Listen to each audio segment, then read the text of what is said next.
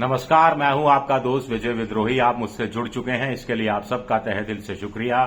अगले 7-8 मिनट आपसे के साथ जुड़े रहने की मैं कोशिश करूंगा। तो कांग्रेस के बड़े नेता, मध्य प्रदेश के 2 बार मुख्यमंत्री रह चुके दिग्विजय सिंह ने एक बड़ा धमाका किया, एक बड़ा बम फोड़ा है। दिग्विजय सिंह ने एक 1996 की एक फोटो ट्वीट की है, जिसमें गुजरात की ये तस्वीर है, जिसमें शंकर सिंह वाघेला मुख्यमंत्री पद की शपथ ले रहे हैं। हालांकि फोटो में उनको दिखाया नहीं गया है, और जो लाल कृष्ण आडवाणी से लेकर बीजेपी के बड़े नेता कुर्सियों पर बैठे हैं, और लाल कृष्ण आडवाणी के करीब करीब चरणों में जमीन पर नरेंद्र मोदी बैठे हैं। तो दिग्विजय सिंह ने ट्वीट में ये कहा है कि देखिए, जो दरी बिछाता था, जो जमीन का कार्य करता था, वो संगठन के दम पर, पार्टी के दम पर गुजरात का मुख्यमंत्री बनता है और देश का प्रधानमंत्री बनता है। इसे कहते हैं संगठन की ताकत। दिग्विजय सिंह ने राहुल गांधी, सोनिया गांधी, प्रियंका गांधी, मल्लिकार्जुन खड़गे सबको टैग भी किया है, यानी ये वो बात सीधे सीधे उन तक पहुंचाना चाहते थे।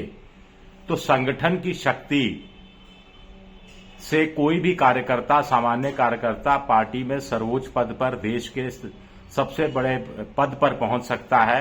ये बात वो कहने की कोशिश कर रहे हैं। तो क्या ये नसीहत दे रहे हैं कि देखिए, नरेंद्र मोदी बीजेपी में कहां से कहां चले गए संगठन की ताकत के बल पर?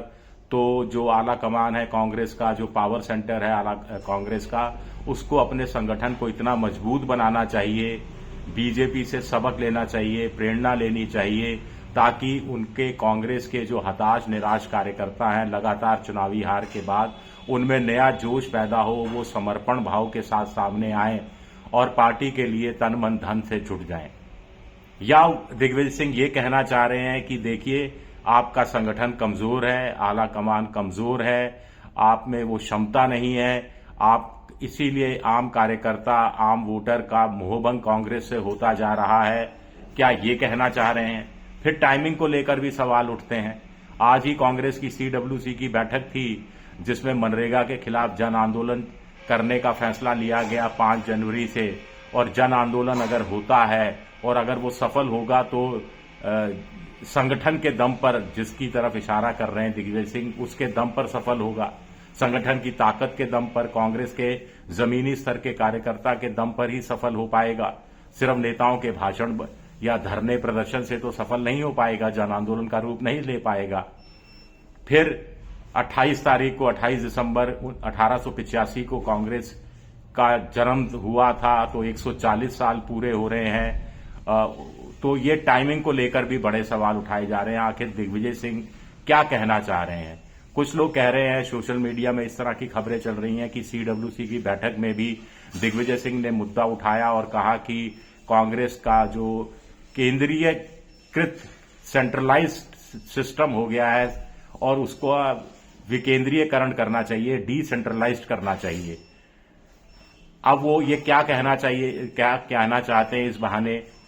क्या ये कहना चाहते हैं आला कमान सारे राज्यों के जो स्थानीय छत्रप हैं, इन पर भी हुक्म चलाता है, उनको स्वतंत्र रूप से काम नहीं करने देता, उनको आजाद छोड़ देना चाहिए अपने अपने राज्यों में, ताकि वो अपने हिसाब से राज्य के अंदर कांग्रेस का मसले तय कर सकें, जो संघर्ष है वो उसके लिए कार्यकर्ता को तैयार कर सकें, जमीनी स्तर पर संगठन को मजबूत बना सकें और कांग्रेस का मुस्तकबिल जो है उसको संवार सकें, कांग्रेस को सत्ता में ला सकें। क्या दिग्विजय सिंह ये कहना चाह रहे हैं? क्या दिग्विजय सिंह अगर ये कहना चाह रहे हैं, तो क्या उनको पर्याप्त मौके नहीं मिले? मुख्यमंत्री रहे गुजरात, मध्य प्रदेश के, फिर खुद ही उन्होंने कहा 10 साल वो कोई पद नहीं लेंगे, चुनाव नहीं लड़ेंगे।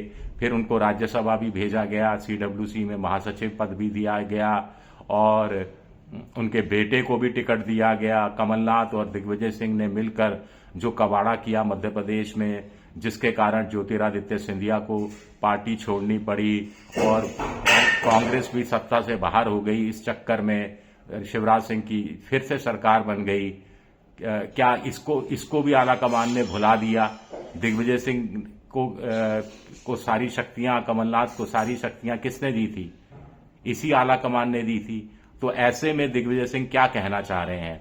बड़ी मुश्किल से तो कांग्रेस में शशि थरूर की वापसी होती नजर आ रही थी। वो मोदी के खिलाफ कुछ कुछ बोलते नजर आ रहे थे, राहुल गांधी की लाइन को टो करते नजर आ रहे थे, और अब दिग्विजय सिंह का ये बयान सामने आया है। कुछ लोग कह रहे हैं कि केसी वेणुगोपाल के प्रति बड़ा असंतोष है, उनको संगठन महासचिव से हटाए जाने की बात कही जा रही है। केरल विधानसभा चुनाव में वो ज्यादा मसरूफ रहेंगे, केरल के मुख्यमंत्री बनने की तमन्ना पाले हुए हैं, तो उस खाली पद पर भी नजर दिग्विजय सिंह की थी या है, या कहा जाए कि ट्वीट के बाद थी और उनको कोई अंदेशा हो गया या संकेत दे दिए गए हैं कि ऐसा कुछ होने नहीं जा रहा। वैसे इस पद पर तो कमलनाथ और अशोक गहलोत की नजर भी बताई जा रही है। अभी तो खैर वैकेंसी नहीं है, अगर वैकेंसी होती है तब की बात हम कर रहे हैं। क्या दिग्विजय सिंह, कुछ लोग कह रहे हैं कि वो चाह रहे हैं कि कांग्रेस संगठन में बदलाव हो, फेरबदल हो, कांग्रेस के नेतृत्व में बदलाव हो।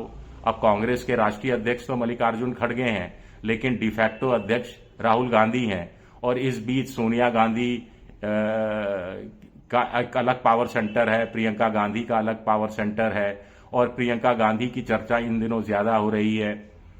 जो कांग्रेस के इमरान मसूद जो सांसद है उत्तर प्रदेश से, उन्होंने भी हाल ही में कहा था कि प्रियंका गांधी प्रधानमंत्री बनेंगी तो इंदिरा गांधी की तरह बांग्लादेश को सबक सिखा देंगी, इस तरह की बातें कही थी।